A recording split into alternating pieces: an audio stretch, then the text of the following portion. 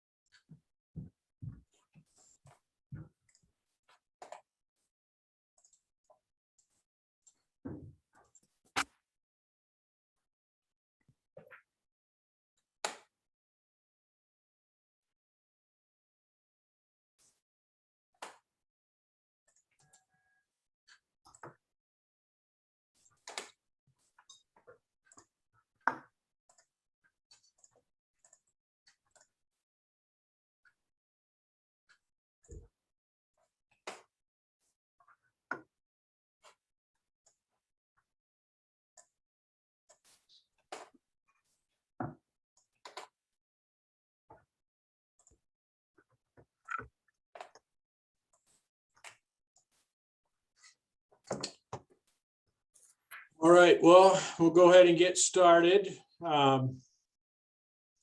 Welcome, everybody. Thank you for being here today. I'm Zach Hawkins. I'm the Director of Indian Ed for All at Office of Public Instruction. Just a quick note, I'll let him introduce himself in a second, but Eric Stiefeter from Ed Northwest is going to be filling in for Jacqueline today as a co-facilitator.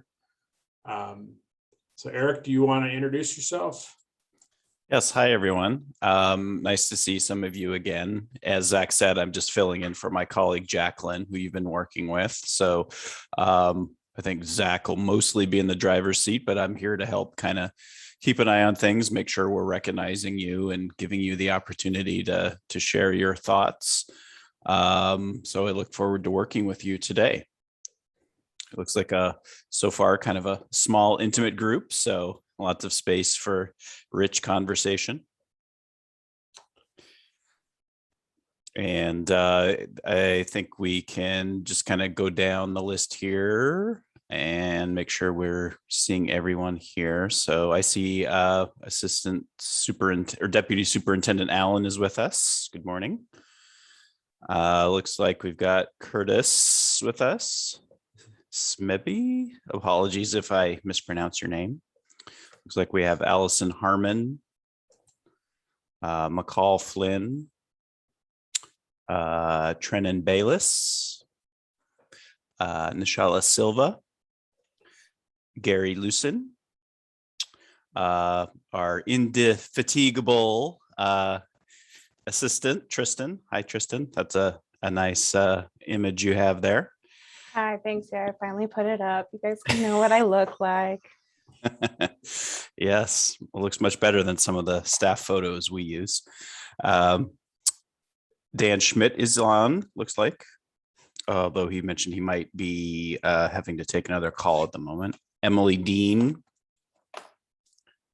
Stevie Schmitz,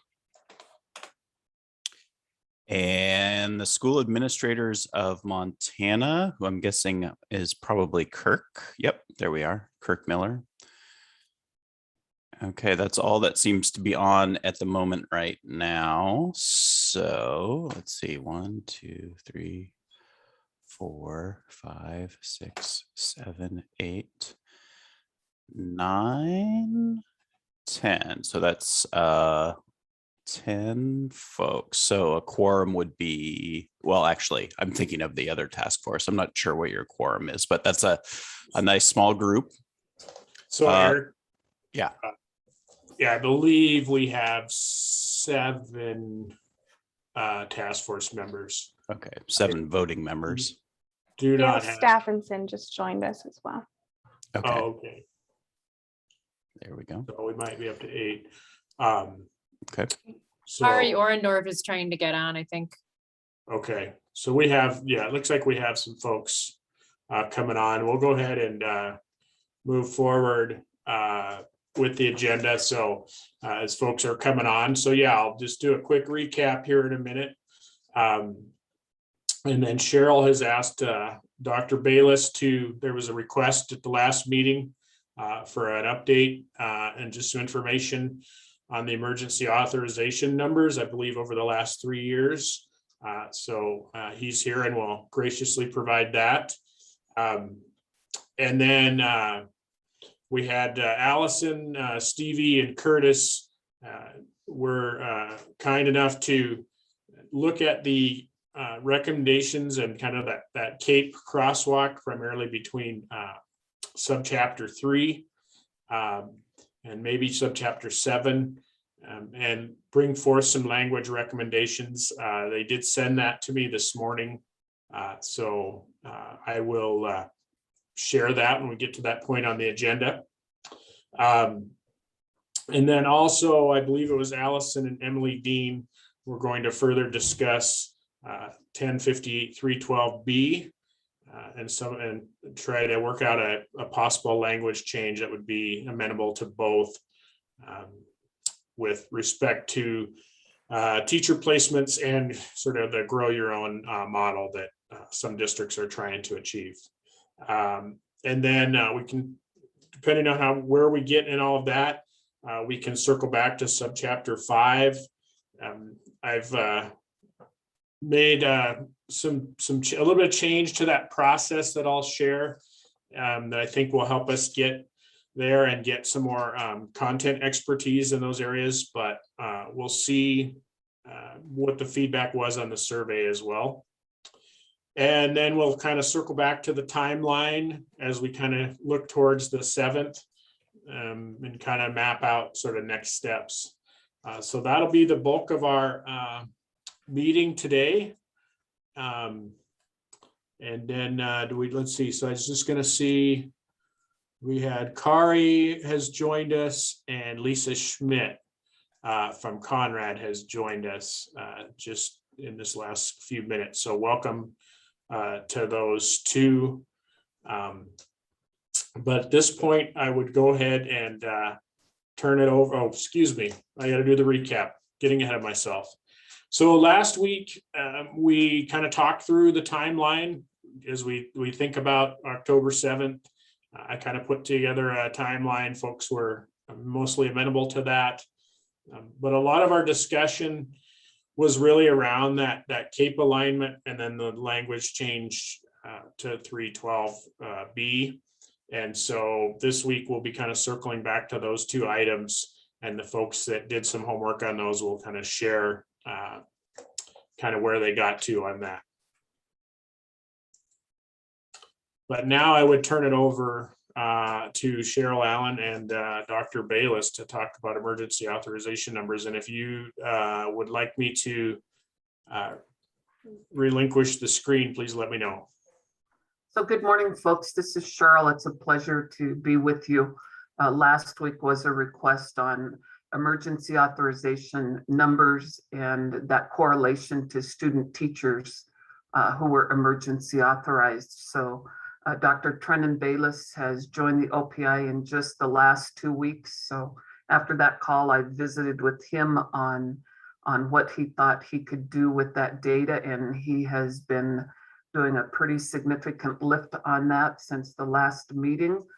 Has some data I believe he can share with you of what has been compiled and the trending he sees. So Dr. Bayless's expertise is in this area of data and systems and analysis. So we're pleased to have him at the OPI and grateful for the work he did on your behalf. So Dr. Bayless, over to you, and he may need screen sharing, Zach. Absolutely. I'm happy to be here at the OPI, and if I could share my screen real quick. Okay, give me just a second. You should be able to. Yep, he's going. I believe you guys are looking at a Excel file right now. Yep, thank you, Trennan.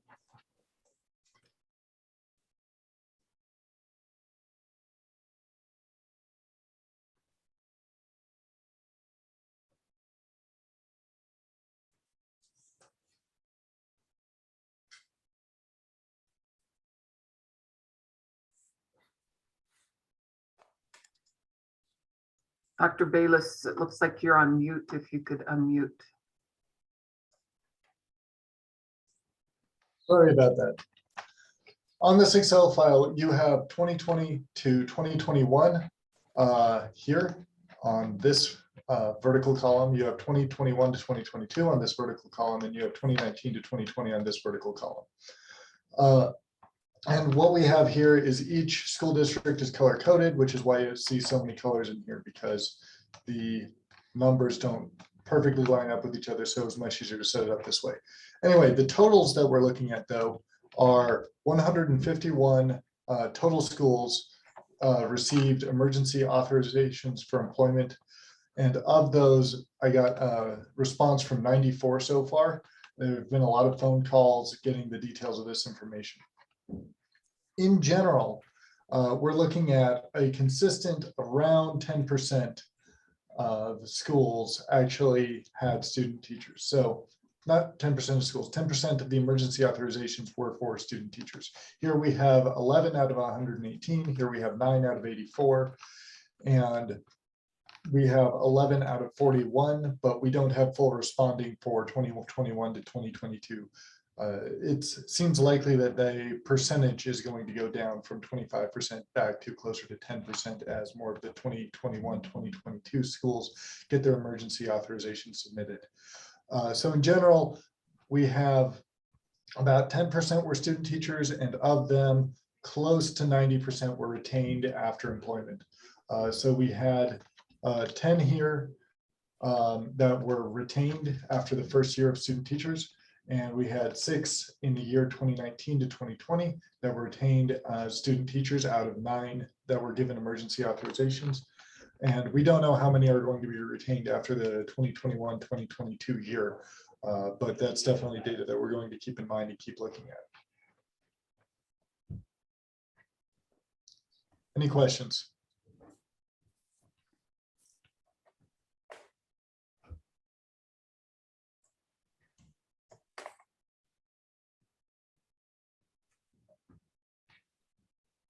Oh, it looks like Curtis has his hand up. Yep, I see that. Curtis, question. I do have a question. So the student teachers, they were granted emergency licensure in their student teaching semester. Is that what that data is saying? Yeah, the data is saying that so student teachers were hired through emergency authorizations For their student teaching experience? for student teaching experience, yes. Okay, And Thank we're you. getting about 10% of the total emergency authorizations were specifically for student teachers. thank Okay, you. I see Gary Lucene has his hand up. Gary, Yes, good morning. I'm curious if is this a usual number or is this unusual? Do we have any perspective on that? I don't have background data that goes back before 2019 that hasn't been provided, but the consistency between 2019 and 2020, the school year 1920 and the school year 2021 indicates that it is likely consistent across many years, but I would need to see prior data and request prior data in order to be completely certain whether or not these are consistent results over the course of a decade or so. Thank you. All right, it looks like Allison has her hand up. Thanks. I am very interested in the retention question, because I think from an EPP standpoint, one of the concerns we would have with using a student teacher, getting emergency authorization for a student teacher would be that, you know, they haven't completed their schooling, right? And so they aren't necessarily prepared for what they're being asked to do. And is that something that inhibits retention? That would be my question. That would be my concern. So according to the data that we've received, the majority of student teachers that were hired on emergency authorizations continued to teach at that institution after they completed their student teaching experience. So they completed their student teaching experience, they got licensed, and then they went on to continue teaching at that institution as a formal teacher. And we're looking at almost all of them in the case of the year 20 to 21, and well over half of them in the case of the year 19 to 20. And we don't, again, have data for the year 2021 to 2022 because the year hasn't been completed yet. Okay, that's encouraging, I think. Yeah. All right, I think Curtis, did you have another question? I did. It looks to me, and maybe I'm not that familiar with all those places, but it looks to me that they're likely, many of them are Class C schools, and if they're not, they're in isolated areas of the state. Would that be accurate? Yes, that is accurate. The majority of these schools that were given emergency authorizations are either Class C or in highly isolated areas. Thank you. Wolf Point in particular was given 19 for the year 2022, 2021, which is more than any other school district by almost a factor of 2 or over a factor of 2. And then I have, well, it says Kirk Miller, but I'm not sure who that is, has their hand up.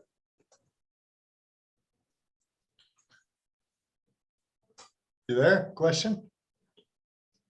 Yeah, it looks like Stevie may have her hand up on that. Okay. Stevie. Hear me? Yeah. I'm in my, oh, good. I'm in my car, so I just want to make sure. This is great information. Thanks so much for getting this, both Cheryl and Bayless. I have a question that maybe you can or maybe cannot answer. So these folks that were placed in emergency certification, do we know what support they had from EPPs or others while they were student teaching, or were they just assigned a classroom during this time of such shortage? So was it a simulated student teaching, or was it just bypassing student teaching and putting them in a classroom? So several of them were simulated student teaching where they were working in conjunction with somebody else. I'd say that's about 3 of them were simulated student teaching, and I believe the other 7 were at least for the year 2021. I think 3 of them were simulated, and then the other 7 were just sort of given a classroom because many of these institutions were very short of staff through that year and continue to be short of staff now. Like I said, there's a fair number of pending submissions for AEAs that I learned about while I was making the phone calls, but they have not been submitted or approved yet according to OPI. All right, so then maybe you can answer this question too. How involved were the EPPs in these placements, these decisions, or were they at all? I don't know. So I do not know in detail the degree of involvement of the EPPs. Okay, thank you. Allison, did you have another question? Yeah, I do. I'm curious about, I see the locations, but I'm curious if we would see a pattern if you map these as well. And the biggest retention issue happens after 3 years. So just thinking ahead and gathering 3 to 5 year data so that we know, is this harmful in the long run? That would be interesting, I think, to EPPs. Yeah, I think that would be useful. We would probably need to begin gathering that information starting in the year 2022 in order to see what 3-year retention looks like. So we would have to go back through from 2019 data and see if we can get 3-year retention on 2022 and set up some more columns and get some people working on this next autumn.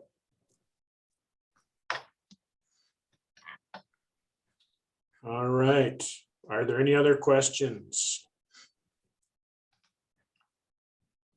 Stevie.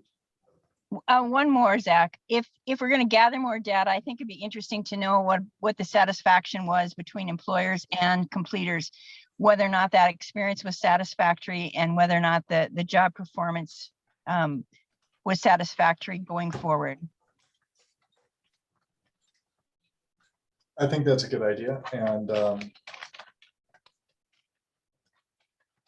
to note that down here, and we can we can come back to this in autumn 2022 and see if we can get better data for it.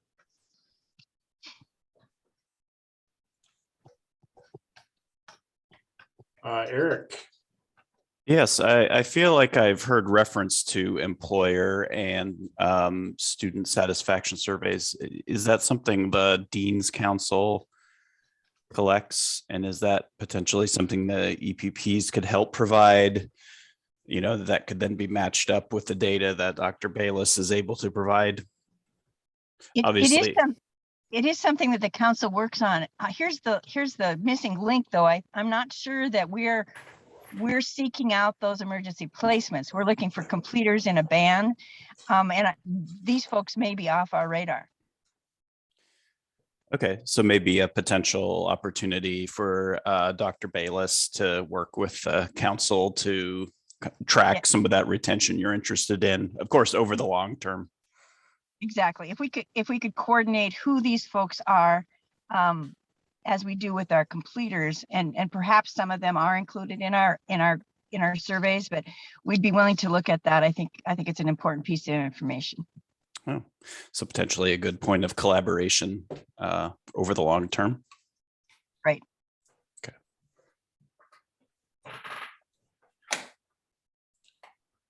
Thank you. Anything else for Dr. Bayless? Thank you very much, both Dr. Bayless and Cheryl. I think this is really good information for us to have as we move forward. Excellent. Yep, you're most welcome, and the credit goes to Dr. Bayless because this isn't data that we easily pull out of systems. So he took emergency authorizations and started making phone calls to gather data. So we're going to be looking at our emergency authorization form to see if it can be a tool that we can dissect better data from it. That's one of our lessons learned. So thank you, Dr. Bayless. Thank you. Absolutely happy to help. All right, and I just want to make a quick note that Susan Gregory has joined us, and I believe now we do have 12, which is our quorum number. So just wanted to make a quick note of that. So now I'd like to have Curtis and Stevie and Allison, maybe I can share the document that they sent to me, and they can talk about some of their recommendations to align some of our sections in the ARM with CAPE, if that works for everybody. Just got to find, there we go. Everybody see that? Let me get back to the top.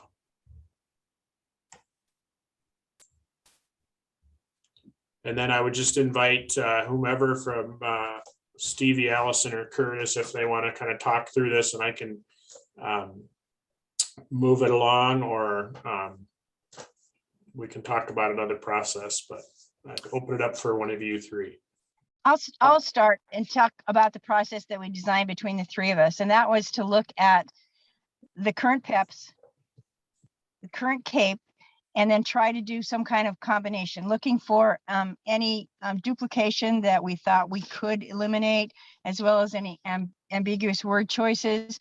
We divided those 5 sections up between the three of us and took 1 or 2 sections apiece, and then also assigned ourselves some work in the ongoing chapters. But so I think, Allison, this first one was yours, if you want to talk about any specifics that, and we've all looked at each other's work, so we're all supporting what's coming forward to the group.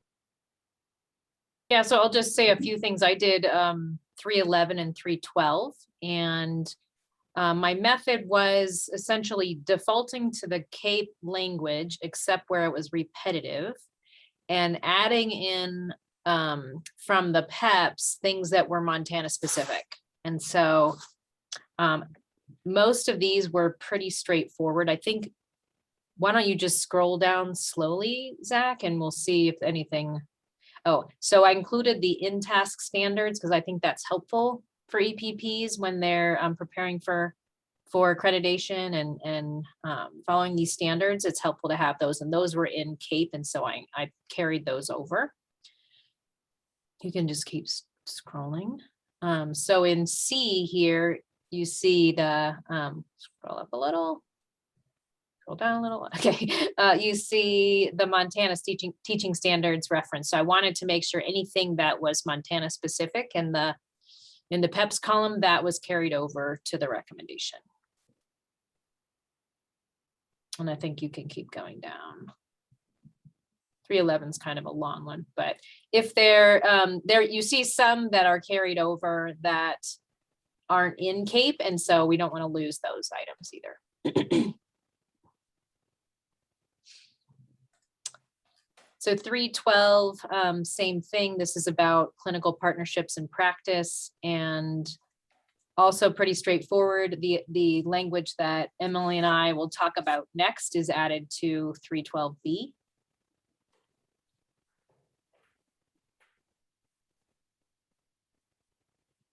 And I think that's probably all I have to highlight, Zach. Okay, I'll take 313. I did that one. It was about candidate quality. Again, following the same pattern, trying to make sure that we included everything that was Montana specific, as well as any important new things that showed up in CAPE, so that we had a combined recommendation that includes both the new CAPE standards as well as capturing the essence of the current PEPs. Really nothing major there. A few words that were taken out. I'm on my phone traveling, so I can't really see it very well, but I think it's all pretty self-explanatory what I did in 313. You're going to see a couple places, I think, in 313 where Stevie recommends moving the items to 315 and 314. And so we didn't move the items yet. We wanted just to put that out there since that seemed like a bigger change. okay, I can talk about 14 and 15. We went and used the same process that we all used. Although I think our intent was to try to reduce it. I'm not sure if we ended up doing that. It seemed like we almost expanded it, but we wanted to capture the essence of CAPE, and then anything that was specific to Montana and some of that language. So when I looked at Stevie's recommendations out of 13 to put in some of 14 and 15, I thought that was a good idea. There's a little redundancy that makes some sense. But I think the document is helpful and gives us a little more guidance than it did previously.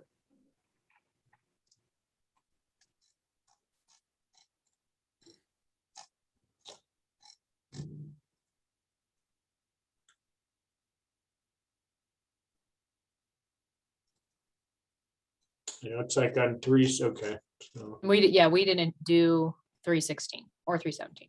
okay. Well, first of all, thank you, the three of you for taking this on and putting in the extra time to do that. I would open it up for any questions, comments, or discussion.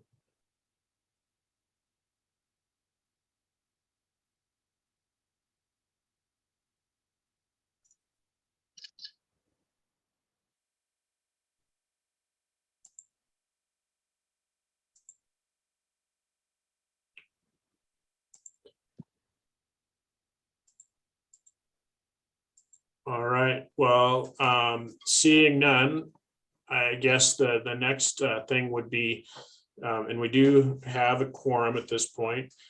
Do we want to vote on these, or would we rather maybe give folks some time to review them before we vote?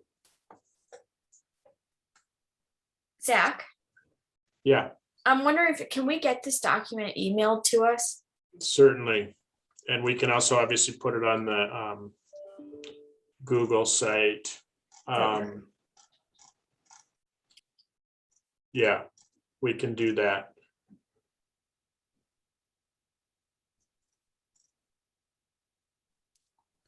Did Allison and Stevie and Curtis want to do a little more work on this? Or do you feel like your work was complete?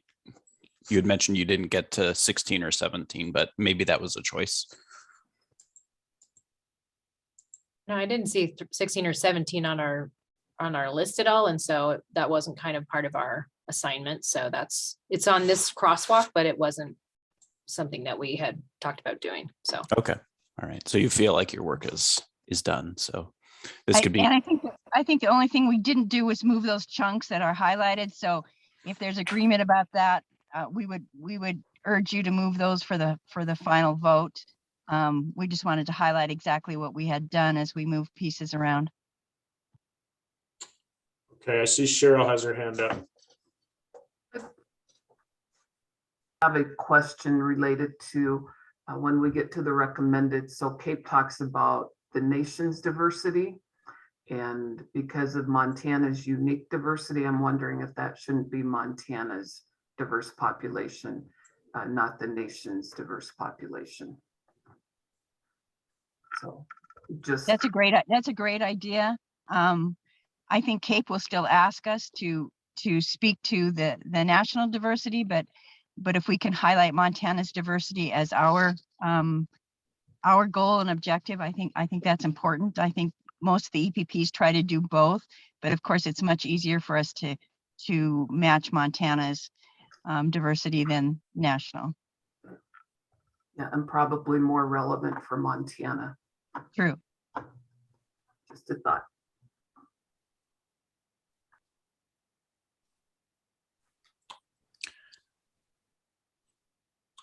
All right, and apologize, just saw this in the chat, just backing up a little bit. There was a question. What does retained mean? And then Dr. Bayless responded that just means that they continue to teach the next year at the same spot. So if folks didn't see that in the chat, that was a question that was out there. So I could probably stop sharing this, and then Tristan, if I send this to you, could you send this on to the task force? Or actually, I think you may have it. Zach, if you want to continue to share until Emily and I get to talk, then it's on this as well. So it's Okay. the new piece is on there. Okay.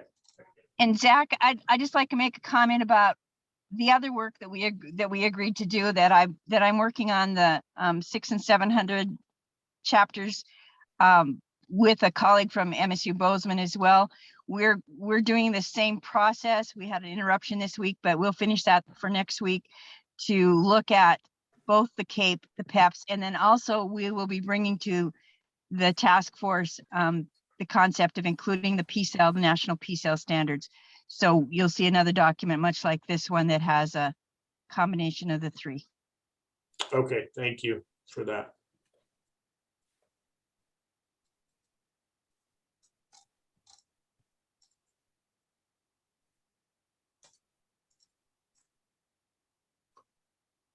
So Allison, what do you want me to keep going down?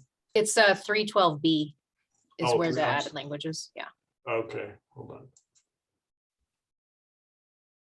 And I think I can turn it over to Emily. Zach, would you please just enlarge the screen a little bit? That would help. You bet. Give me one. 100%. Yeah. Thanks.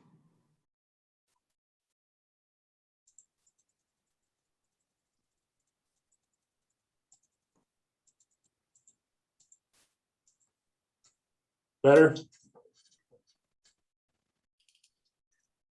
Yes, thanks. You are welcome. All right. So Allison and I, and then we also had Jewel from our office. She's on the Chapter 57 task force, but we've been working pretty collaboratively within our MTSBA office on chapters 57 and 58. We had a call on Tuesday, I think it was, to discuss some suggested language. We'd come up with a few ideas and then collaborated on kind of finding this compromise language. This would be, as Allison said, subpart B, and then also duplicated in 606, which is the that's the advanced piece, and also become B there. And we have added to include, to the extent possible, providers and school partners co-construct opportunities for students to teach in the district and school of their choice, including through recruitment and retention programs adopted by school districts in accordance with statewide agreements. This is meant to kind of be a middle road between giving EPPs what they need to live up to their statewide agreements and also maintain some of those relationships, but also hopefully remove some of those barriers that we've seen in getting students into school districts where they have a connection and in which they'll stay. I know that there have been, exceptions in the past, but we've also heard a lot about folks not being able to pursue a route in which they've really wanted. And so hopefully this will remove some of those barriers, but really hinges on those relationships and ensuring that there's willing partners on all sides. Allison, do you have anything else to add? Just one thing I just noticed, Emily, is that I think there should be a comma between districts and in, because it's in accordance with statewide agreements that we co-construct opportunities. It's not that the recruitment and retention programs are in accordance with statewide agreements. Does that make sense? Yes, that's what I have in my notes. Okay, so I just too. I So left think off the just in comma. this document. Yep. Nothing else to add. Awesome. I'm happy to answer any questions.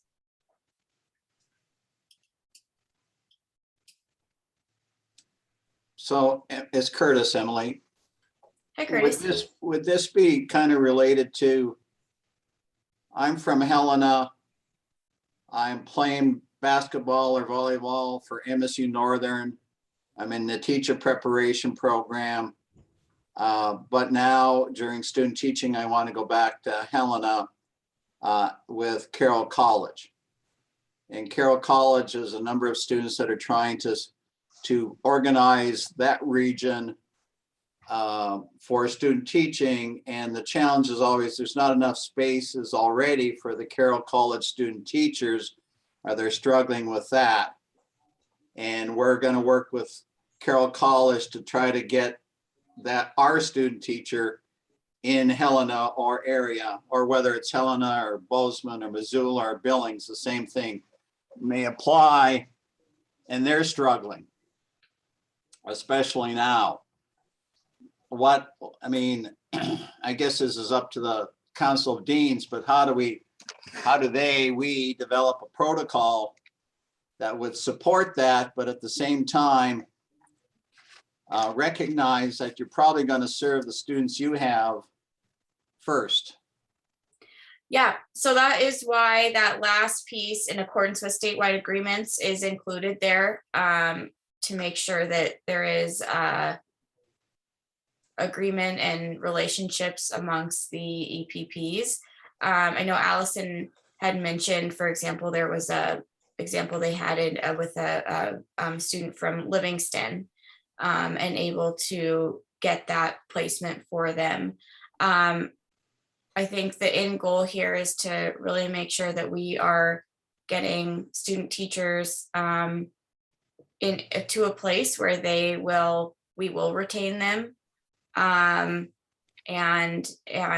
in an environment where they're most supported. But that is why that statewide agreements language is included in there. And I'll just add, Curtis, that EPP field placement offices do currently have a protocol and an agreement around this kind of what you just described exactly. And so this is why, Emily, I thought that would be important to include is, and if we maybe need to clarify, maybe we need to say in accordance with statewide agreements among EPPs or among providers, maybe that's another way to just make that clear. All right, I think I see Susan has a question. It's really a comment, and I remember bringing this up some time ago, but I know that MSU Billings, that we are already doing that, and So it's not going to impact us greatly, but I'm wondering how much it's going to impact those those institutions that for some reason, I mean, I can't imagine it quite honestly, are not allowing students to choose where to student teach. And I absolutely agree with Curtis, because this has been brought up before, that of course we're really guests in the school districts. And if a school district has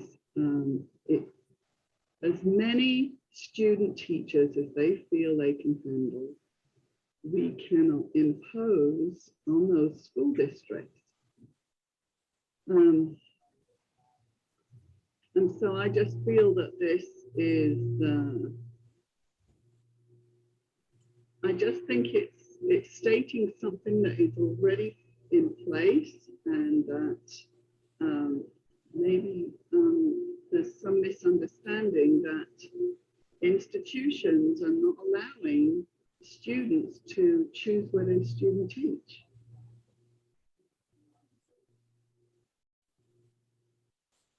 I'm not sure if you want me to respond to that or not. I know we have had a lot of well, just anecdotal examples of folks wanting to and having a willing district to have them, and that hasn't been able to happen for some students. And so this is meant to remove those barriers. I'm glad to hear that you all are already doing that.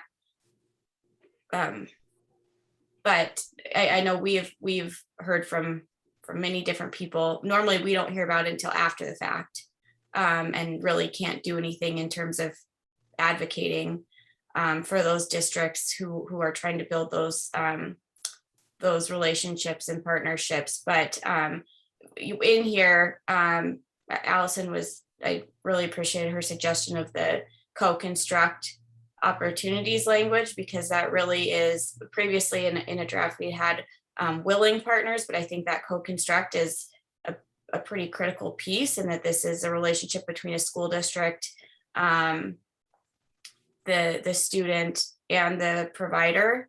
And so none of this can happen without the partnership between all of those entities. So great to hear that you all are already doing this, but that's not necessarily the case everywhere. Well, I'm supportive of this if it's clarifying for institutions who may not be accommodating students. But the bottom line, of course, is that it's the school district's decision whether or not to accept student teachers. All right, thank you, Susan, for your comment. It looks like Curtis has his hand up. Yeah, thanks, Zach. I think, at least from Northern's experience, we work hard to work with local districts and sort of focus on, you know, our practicums and our placements and our student teaching, and that worked out. And we kind of have them for back of a term, and Susan, you may agree or disagree, you know, we've developed that partnerships, and they're pretty strong. And, you know, we're kind of focused on our students. So when we have another request come in, they find, at least sometimes, oh, well, what am I doing here now? We've kind of worked hard to get this sort of the state divvied up, for lack of a different term, to say that, you know, this is kind of our little region, and you need kind of help with us to make that happen. We're willing to work with you. So I guess my bottom line, it's building upon relationships of the Council of Deans or the placement officers to drive that process. And I'm sure, Emily, you know cases where that hasn't happened very well, and we probably all do for various reasons. But I think it's really about building those relationships and working collaboratively with the students, because obviously that student is going to have a connection with Havre High or Havre Elementary that wants to come and teach there, and they want them and we want them and everybody wants them. So I think it can be worked out, but it's all about relationships. All right, thank you, Curtis. Cheryl. I would just ask the question, do we have data that supports the need for the changes? And if so, has the group looked at data and the sources of those data? I think we all get our anecdotal experiences and stories, but do we have the evidences that would support the need for this? I don't know if we do. MTSBA does not have specific numbers, but I do think that this is actually a great opportunity to be included in OPI's new data system that was included in the ESSER appropriations and authority during the session. So I think lots of opportunity to actually start collecting that data if we in a more centralized place. But we get calls, a few times a year about someone who, grows up in, let's say, Chester and would really like to go teach there again. But in the example that Curtis gave, maybe they were playing basketball at UM, those type of opportunities, and making sure that we are not creating more barriers, but instead removing them. I think, a good example is just the data that was shown this morning.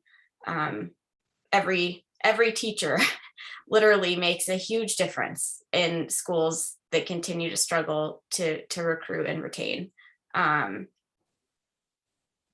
So that's, but I think there's lots of opportunity for more data, and I would love to see that included in OPI's new data system that was funded.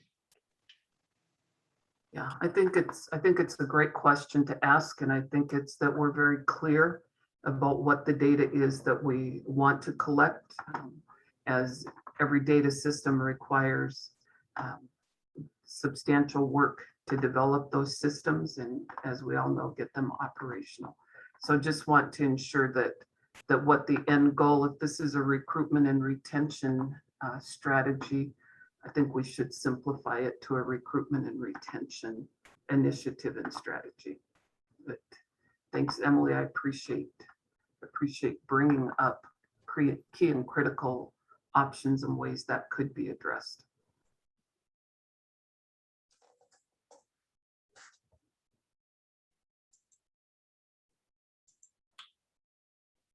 Any other comments, questions?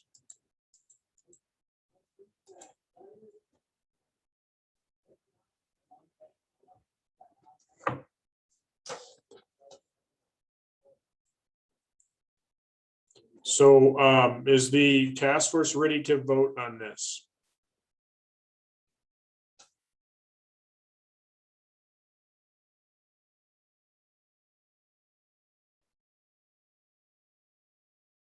Yes, I see it.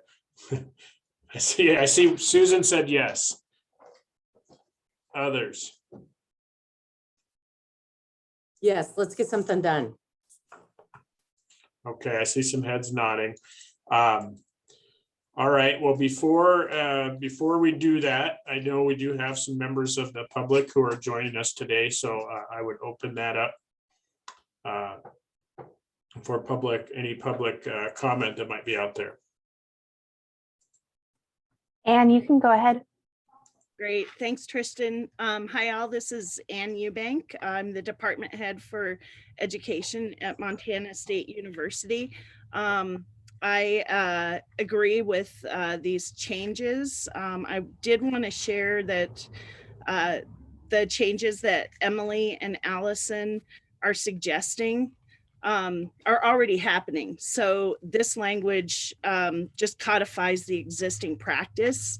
And it is flexible in that the clause "to the extent possible" gives us some flexibility to create really great programs with our K-12 district partners. So we're supportive of this language. The other thing I wanted to share, Cheryl, thank you so much for bringing up data and the need to collect this data and analyze it. And we do have a golden opportunity here with the ESSER money for improving the OPI's data systems. It's really important that we have a statewide look at these types of data. So I would really recommend that EPPs are at the table for the data modernization project. I looked at the criteria for serving on that particular task force, and there is no EPP representation available or allowed. And we would love to be at the table because this is a P20 system. It's two sides of the same coin, and it would be helpful if we could all work together to really collect the data that we need to make sure that every kid has a qualified teacher in front of them. Thank you. Thank you for that, Anne. Eric, looks like you have your hand up. Sounds like Dr. Bayless could be very busy. Lots of opportunities to think about data. But I just in terms of clarifying the process. So what the group would be voting on is just this one piece for this section B, correct? It sounded like the group maybe wanted to review the earlier work that was presented. So they're just voting for this one clause here. Is that correct? That is my interpretation. Yes, I think the other stuff folks are probably going to want to review. Tristan, I see you have your hand up, but I believe Diane Fladmo had her hand up. So I'd like to open it up for her for public comment. Yeah, I just wanted to make sure that she had an opportunity to talk. Okay. So go ahead, Diane. Thank you. Thanks to all of you. First of all, I support the changes proposed and think that I understand our EPP programs are working hard at this, and just solidifying that partnership and efforts in the language I think will be helpful. I'd like to take a note to thank Dr. Bayless for the work he did in gathering the information, and echo those who've said this would be great information moving forward to collect and have in our data systems. I think we're on the precipice of something really good where we have not to rely so much on anecdotal information, and we can move toward more systematic analysis. And I'm really pleased with the work that's being done. And thanks to all of you for your efforts. Thank you for your comment, Diane. Anyone else out there that would like to comment before we bring this to a vote? That is all we've got in our attendees. They both talked. All right. Well, in that case, I will just go down the list. Tristan, you will tally the votes? Yeah, I'm ready.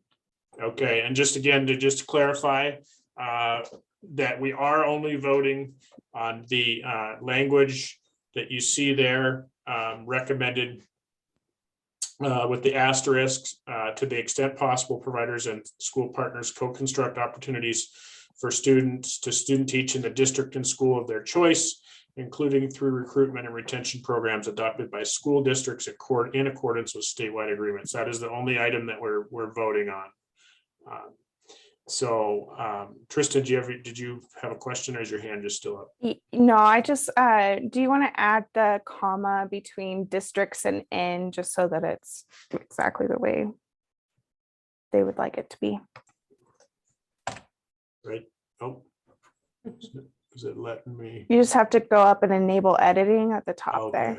There we go. And then it's down, I think it's towards the bottom of that sentence. Now you're in 311. Oh, I'm sorry.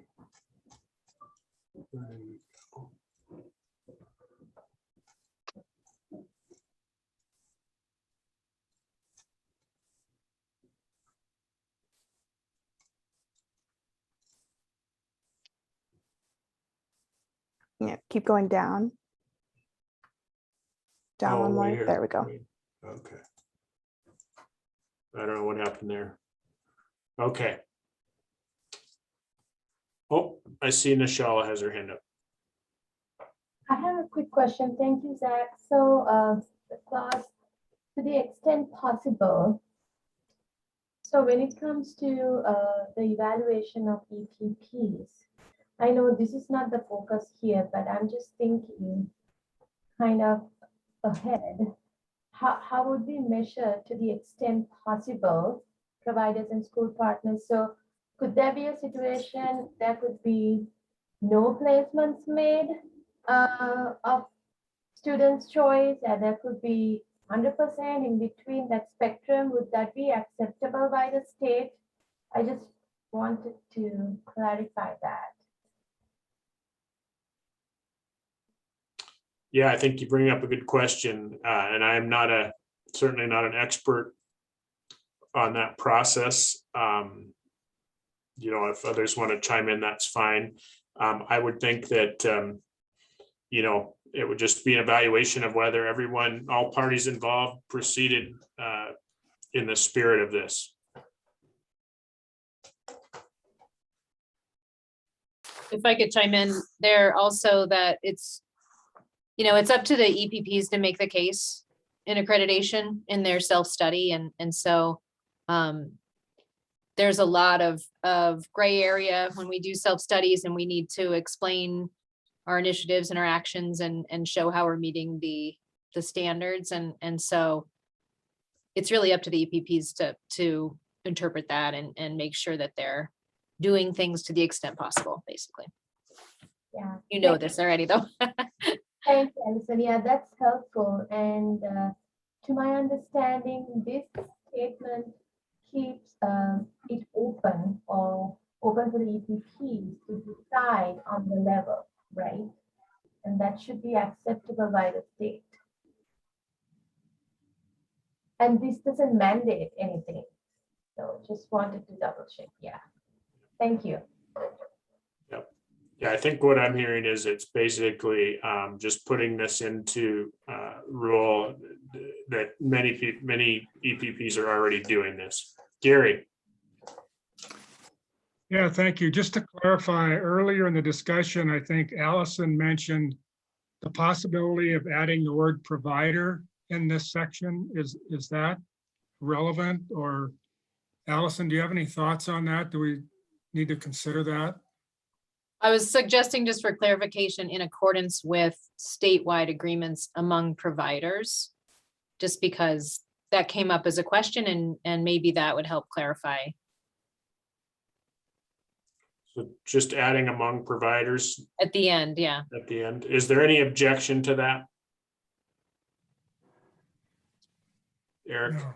Well, it's not really an objection, but just to clarify, could there be other statewide agreements, like some agreement with OPI or with some third party as yet unnamed?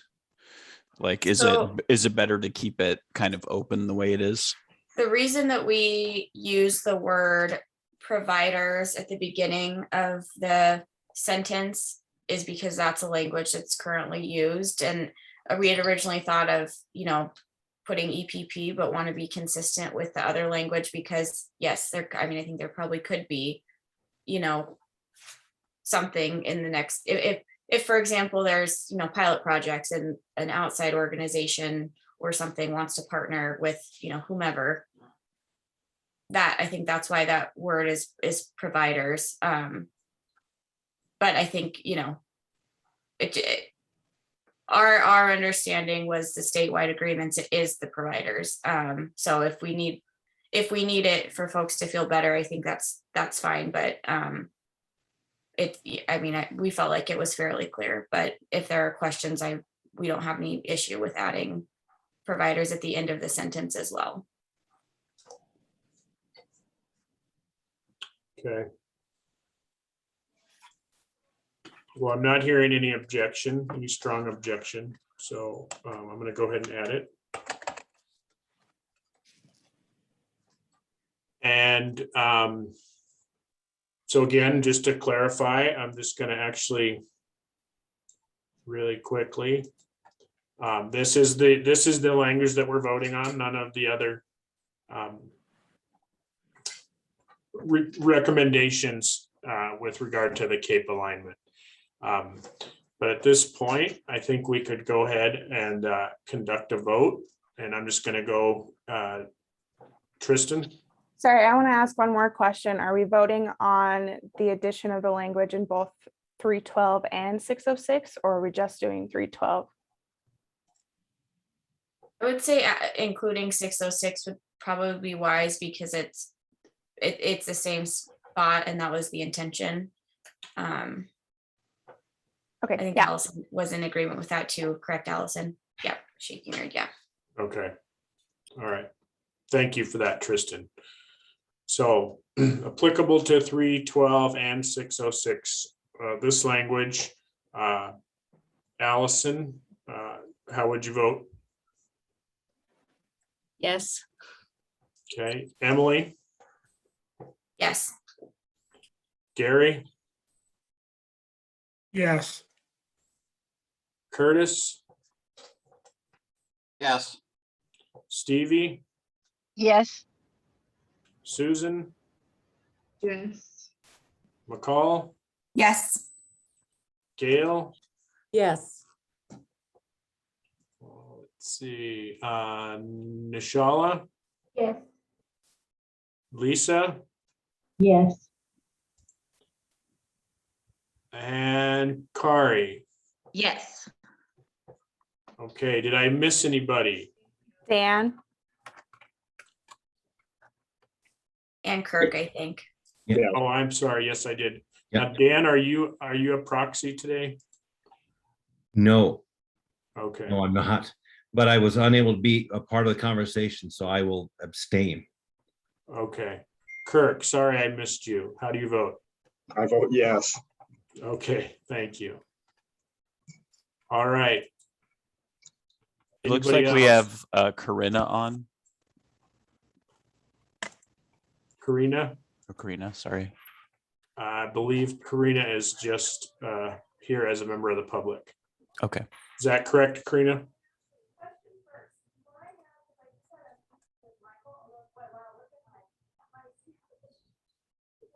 that must be, yeah. Okay. All right, so I believe that changed, passed unanimously among the members present, so thank you for that. At this time, we could maybe segue into, I will stop sharing this. Let me just really quick save that change. And then stop sharing. And I believe we could segue into chapter 5, subchapter 5 in that discussion. I was going to ask Tristan, do you have any survey results to share regarding those sections of subchapter 5? I looked yesterday and I didn't think anyone had shared with me, but let me go check again.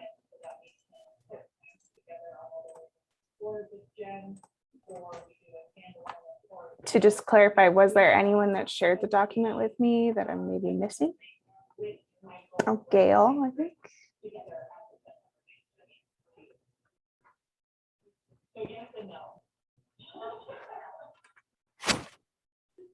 Tristan, did that work?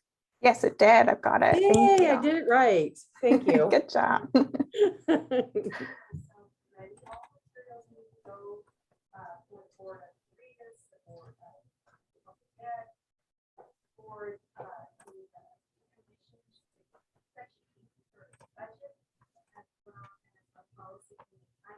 All right, can everyone see Gail's screen here?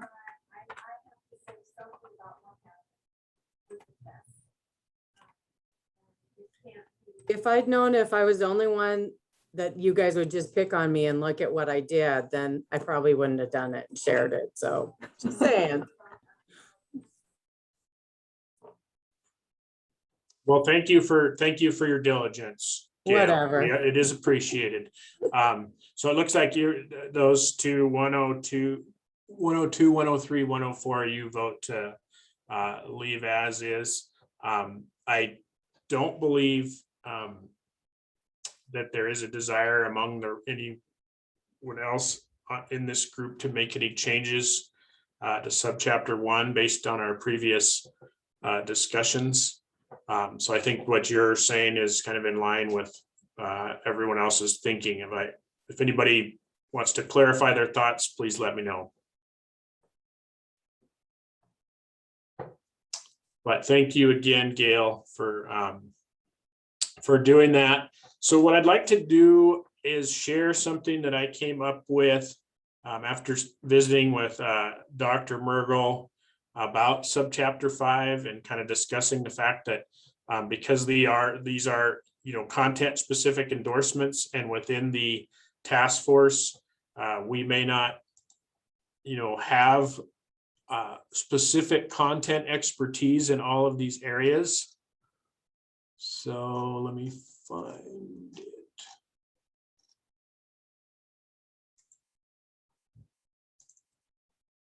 And here, I can make this bigger.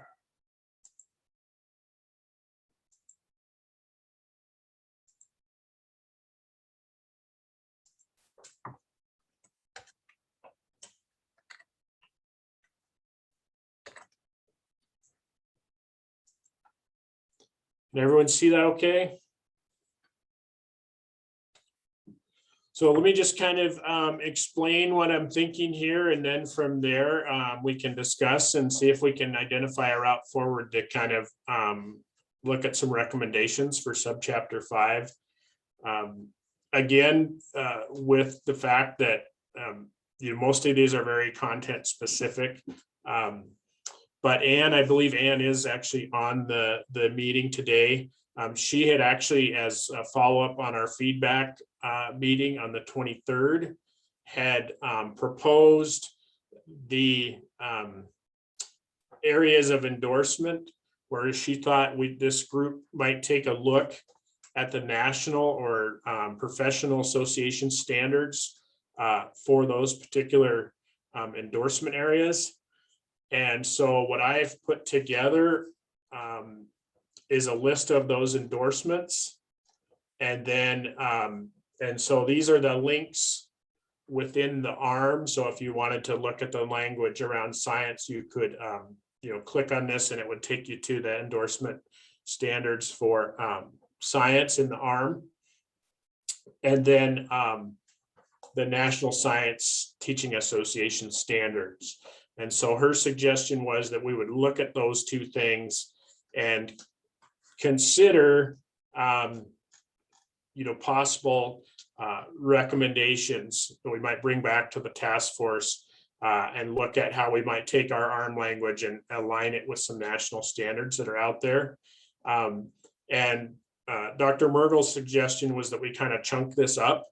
And so we might just have, someone on this task force, or someone, I have some folks that have some expertise here in OPI because they've worked in those field areas, that we could ask them by the 16th, essentially, to take a look at those two things. I can put this document on our Google site. We can reach out to people. We can share these two links and say, hey, could you take a look at these? Could you, see if there's any recommendations you'd like to make?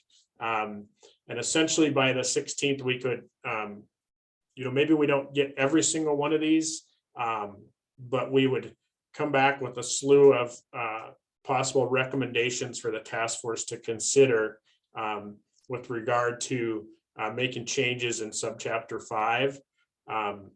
And so then next week, while this process is kind of playing out, next week we could circle back to the feedback and recommendations that we've gotten from OPI Legal and kind of discuss that, and maybe focus some of our time on subchapters 6, 7, 8, and 9, so that we kind of maintain our timeline, but also give subchapter 5 some due diligence in terms of looking at trying to get content specific experts reviewing the ARM. So I guess at this point, I would entertain thoughts, comments, questions.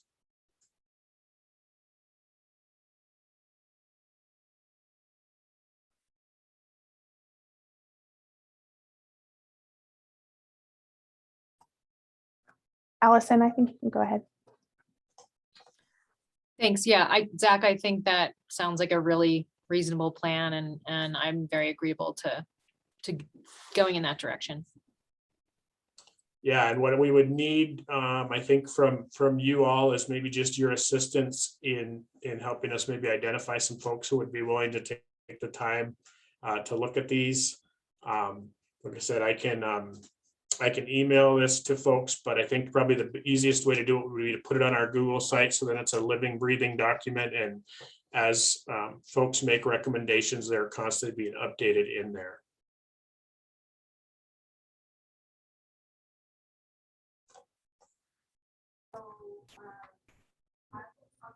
Any other comments, questions, thoughts? We've got a couple people volunteering in the chat. Kari says that she could do health. Okay. And Susan says she could look at special education.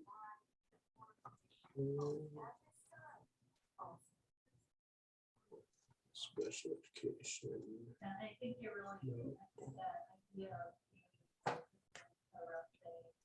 She had a comment earlier that says CEC should be listed for special education. CEC. Okay, where's special education?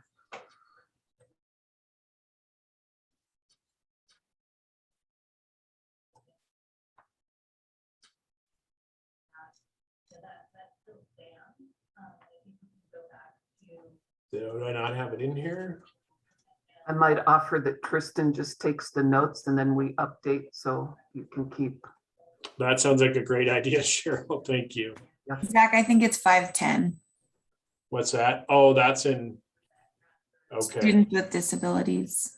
Okay. Well, I can add that in.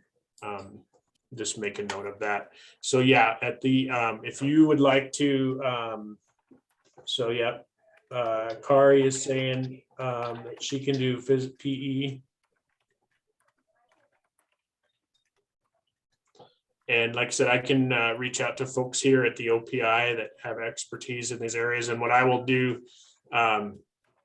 is kind of monitor this. And I'll send out a communication today. That's, I will start doing that at the conclusion of each meeting, just to kind of give everybody kind of the plan going forward. And then, on the 16th, we can bring back what we have and look at these.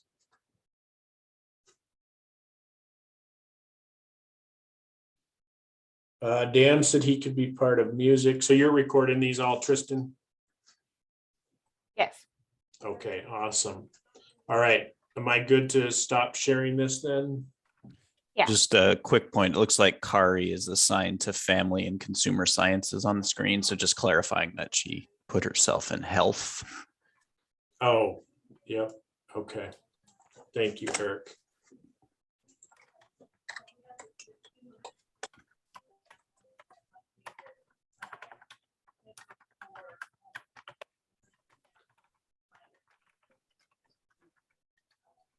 All right. All right. So I think the last thing then is just a couple things we need to kind of clarify and maybe talk through just a little bit about our timeline.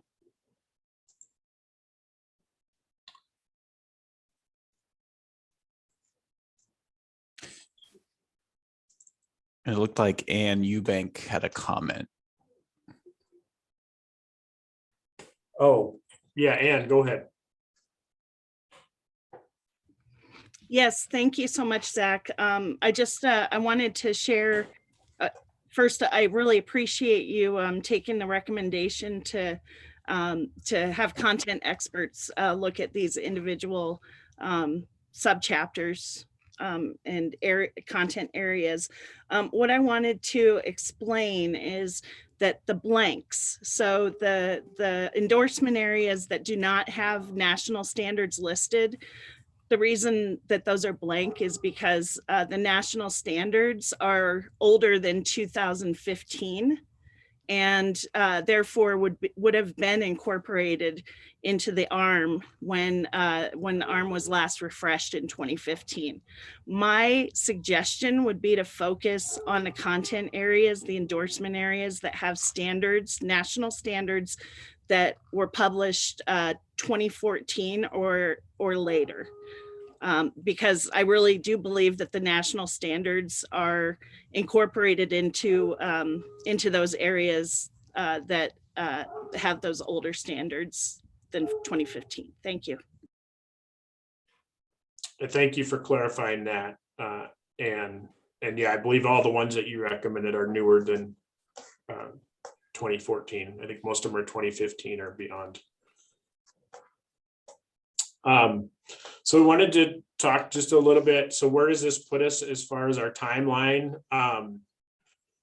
And then to clarify a little bit on the repealed sections, because I know that came up last week. And for example, subchapters 2 and 4 are all repealed. And then as I dug a little deeper into that, anything that was repealed before 2015 to even get that text, I would have to reach out to the Secretary of State's office and get like a PDF of that language. So after talking to the gentleman over there, I wanted to just, that was something that was the guidance that I received is this is something a task force can do, but I don't want to have them, get all that together unless there is a sincere interest on the part of the task force of actually really reviewing that. And I'm willing to do that, but I guess I would just, before we go down that road, ask if there is a strong interest in reviewing any of the repealed sections.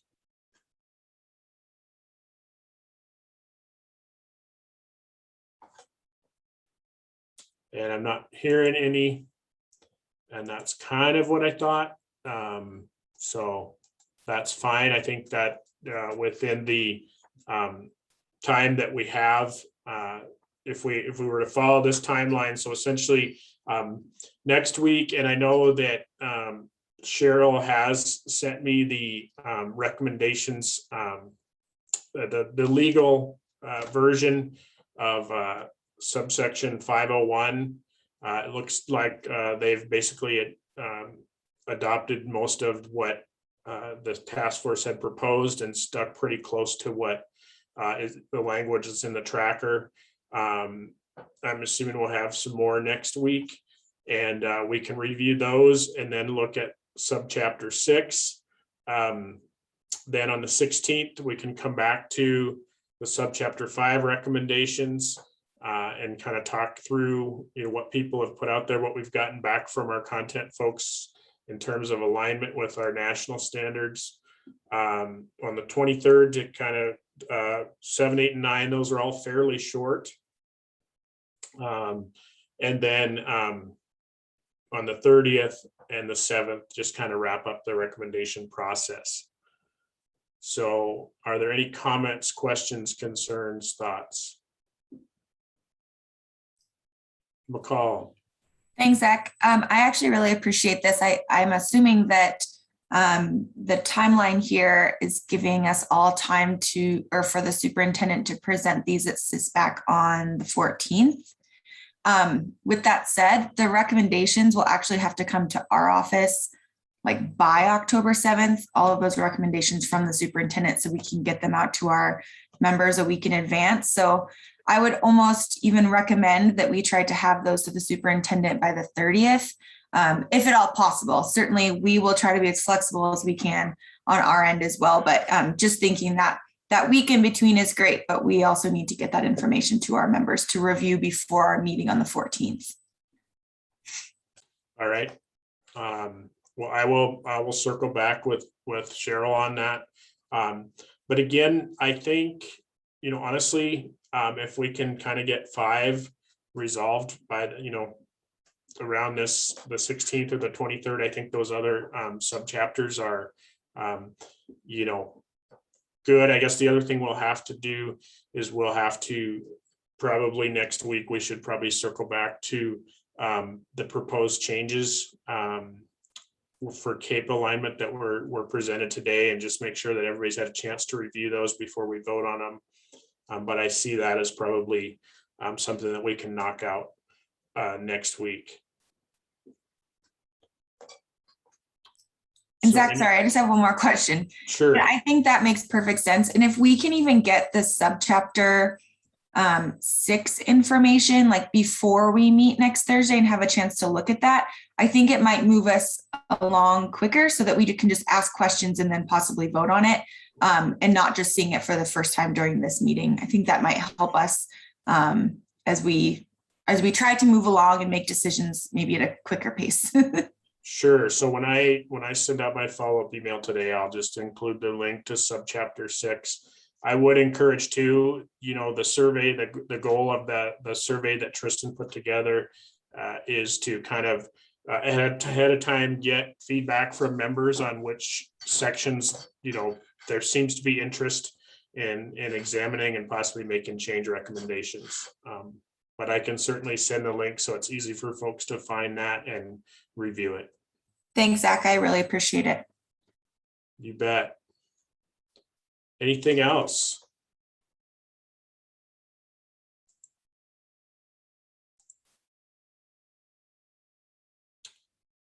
Okay. So in that case, I believe our work here is essentially done today. Eric, you're muted.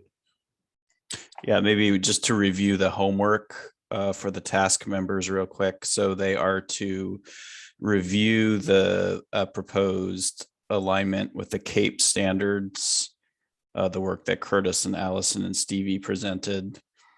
They're to review subchapter 6, and then they are to assign themselves to your subchapter 5 grid and start doing research and connecting with content experts. Yeah, and yeah, yep. And if they have content experts that they would like to, make that ask, and that will be, I'll work with Tristan to get that document in the Google site. So again, it's living, breathing, and everybody that whenever anybody adds something or puts something in there, it's real time. So we don't have confusion about 2 people working on the same section or things like that.